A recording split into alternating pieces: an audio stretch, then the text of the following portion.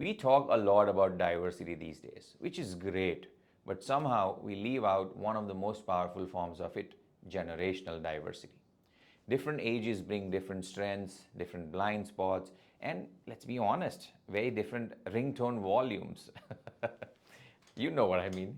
When, when generations stop talking, here's what we lose. First is the family.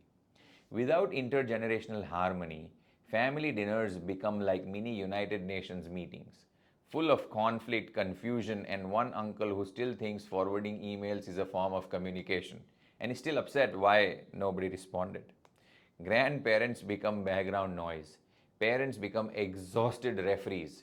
Kids grow up thinking their elders are out of touch, and the elders think that the kids are all addicted to TikTok, which, to be fair, some of you are. But when generations connect, something magical happens. The stories come back, the laughter returns, and grandma becomes more than a blurry figure in the corner with strong opinions and strong perfume. That's precious. Second, let's talk about government. Imagine a political system where young idealism and old wisdom actually work together. Oh. Quite an imagination it needs. Right now, it's more like a Twitter war between OK Boomer and back in my day. But if the young brought vision and the old brought experience, maybe, just maybe, we would get something done before the next election or before dinner. Third, let's bring in education. You know what's better than a textbook? A 78-year-old who actually lived through the Cold War, the moon landing, and the invention of sliced bread. Okay, maybe not sliced bread, but you get the point. Okay.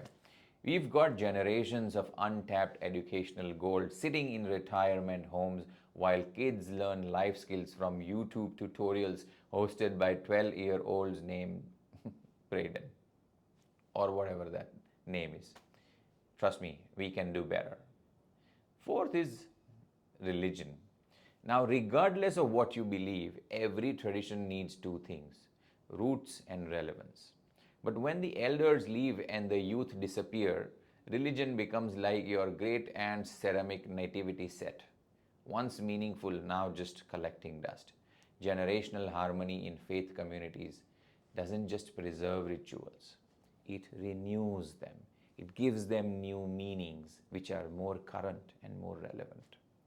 And finally, the world of business and corporations. In the workplace, age diversity is like a trail mix. You need the sweet, the salty, the nuts, and the old raisin that's been there forever, but somehow holds the whole bag together. We need the 25-year-old coder with wild ideas and the 65-year-old CFO who knows where the wild ideas went last time and why we are not doing that again. When we listen to each other, companies don't just grow, they endure. So what's the solution over here? Well, it's not that complicated. We don't need another app. We don't need a summit. We need dinner table conversations. We need classroom conversations. We need work conversations on purpose. Let the young teach the old how to airdrop. Let the old teach the young how to use a landline. If you don't know what that is, ask literally anyone over 40. Because when we connect across generations, we don't just share skills, we share humanity. Let me leave you with this. That every generation thinks that they are the smartest one to ever exist. And every generation is right until they talk to another one. So let's talk. Let's be wrong or right, you never know. Let's laugh. Let's build bridges, not really keep burning them. Because if we don't, we'll all be stuck Googling how to connect with people. And honestly, nobody wants to be the person who Googles how to be a human.